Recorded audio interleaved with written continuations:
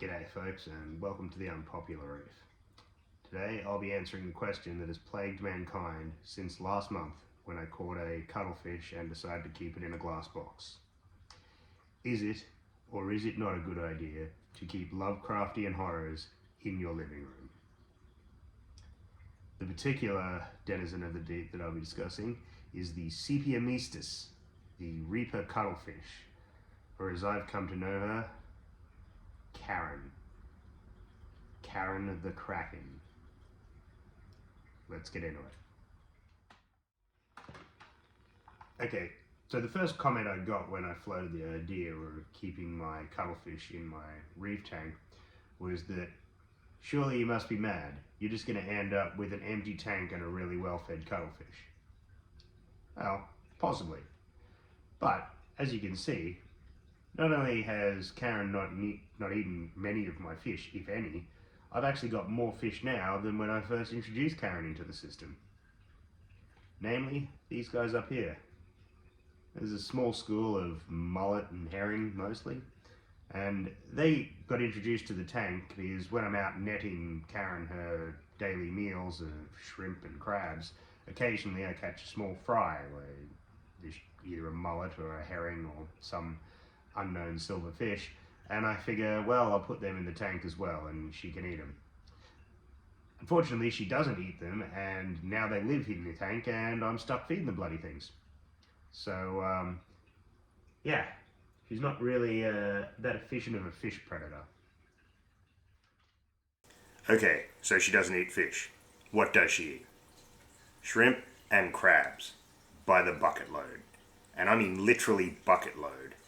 These are just a few examples of the twice-weekly food deliveries I have to keep up to satiate the beast. This is something you will have to consider if you're planning on imprisoning the great god Cthulhu in your living room. You're going to have to keep it fed.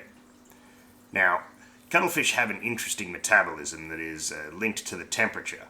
So, here in Australia it is currently winter, close to it anyway, and my tank is unheated, so it is currently running at about 19 degrees Celsius. And I have noticed a drop in Karen's appetite, which is a good thing because, quite frankly, she eats like a pig. I don't know. Pigs tend to chew. I'd say he eats more like a duck. Fine, she eats like a duck.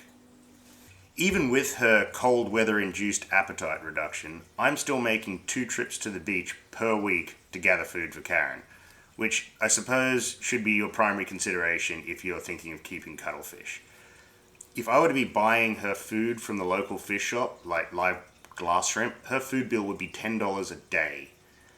And in spite of my best efforts, I haven't been able to get her to accept defrosted bait shrimp. G'day. What I have here is my patent pending cuttlefish feeding device. And I'm going to see if I can get Karen back there to eat frozen shrimp. Let's see how I go. As you can see here, completely ignores the shrimp, but actually has a go at one of the mullet. The stripies seem to enjoy the cuttlefish feeding apparatus though, so I guess that's a win. Another fascinating thing about cuttlefish is that they have purple poop, which they shoot out of their faces. In this next clip you can see that stuff right there, that's cuttlefish poop. And I've managed to catch this behaviour a couple of times on film. It does, however, make me say weird things like, "Quick, get my camera, the cuttlefish is pooping." So the feeding issues are a con, the interesting defecation behaviour is a pro, so let's go with another con. Cuttlefish are pretty lazy. They will spend almost all of their time sitting on the bottom of the tank pretending to be rocks. In one of my other videos, I take a time lapse of several hours of my cuttlefish just sitting on the tank doing nothing. So they can be kind of uninteresting in that respect. However, I will counter this with when they do move and when they do swim around, they are actually really, really interesting. I got this quick clip here of the rapid colour changing that she can do, like just at the drop of a hat, which is really neat. I just kind of wish she'd do it a bit more often. In conclusion, if you are planning on imprisoning an eldritch god, You can keep them with your other fish, provided they're of a certain size. They won't move much, but when they do, it'll be super cool. And occasionally, on a Friday afternoon, when all your friends are enjoying a nice pint at the pub, you'll be standing at the end of the pier in a pouring rain catching shrimp. So, whether it's a good idea or a bad idea, I guess is up to you to decide. Alright guys, I've been the Unpopular Reefer, and thanks for watching. Like and subscribe, or Cthulhu's coming for you.